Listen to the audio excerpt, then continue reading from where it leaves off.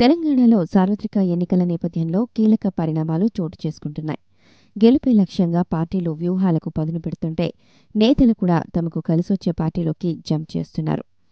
తాజాగా చింతపండు నవీన్ అలియాస్ తీన్మార్ మల్లన్న కాంగ్రెస్ పార్టీలో చేరారు. AICC Telangana in-charge Manikrao Thakre, TPCC కార్యనిర్వాహక అధ్యక్షుడు మహేష్ కుమార్ గౌడ్ ఆధ్వర్యంలో మల్లన్న హస్తంగూటికి చేరారు. గత కొంతకాలంగా ఆయన కాంగ్రెస్ పార్టీలో చేరనున్నారనే ప్రచారం జరుగుతోంది. ఆ ప్రచారానికి తెరదించుతూ తీన్మార్ మల్లన్న హస్తంగూటికి చేరారు.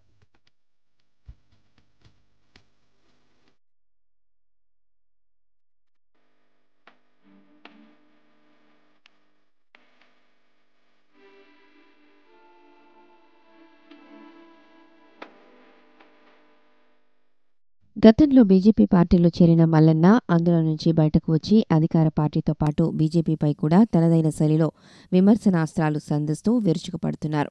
కాంగ్రెస్ పార్టీ సపోర్ట్ చేస్తున్నట్టుగానే తీన్మార్ మల్లన్న వ్యవహార శైలి ఉండేది. పైగా ఆ పార్టీ నేతలతో సత్సంబంధాలు కొనసాగించడంతో ఆయన హస్తంగూటికి చేరనున్నారు అనే ప్రచారం జోరుగా సాగింది. సోషల్ మీడియాను వేదికగా చేసుకుని కేసీఆర్ ప్రభుత్వంపై తీవ్ర స్థాయిలో పోరాటం చేస్తున్న తీన్మార్ మల్లన్న గతంలో జైలుకు కూడా వెళ్లి వచ్చారు. హుజూర్ నగర్ ఉప ఎన్నికలు, పట్టభద్రుల ఎమ్మెల్సీ ఎన్నికల్లో ఇండిపెండెంట్గా పోటీ చేసి ఓడిపోయారు.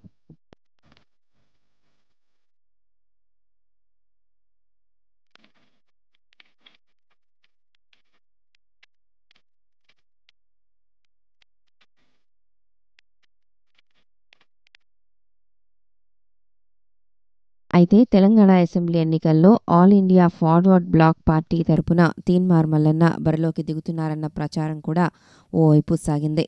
తెలంగాణలో ఆల్ ఇండియా ఫార్వర్డ్ బ్లాక్ పార్టీ తరపున సీఎం అభ్యర్థి తీన్మార్ మల్లన్నే అని పార్టీ వర్గాలు సైతం ప్రకటించాయి.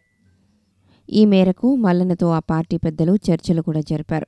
తెలంగాణలోని మొత్తం 119 నియోజకవర్గాల్లో ఫార్వర్డ్ బ్లాక్ తరపున పోటీ చేసేందుకు మల్లన్న టీంకు పార్టీ వర్గాలు గ్రీన్ సిగ్నల్ ఇచ్చినట్టు ప్రచారం జరిగింది.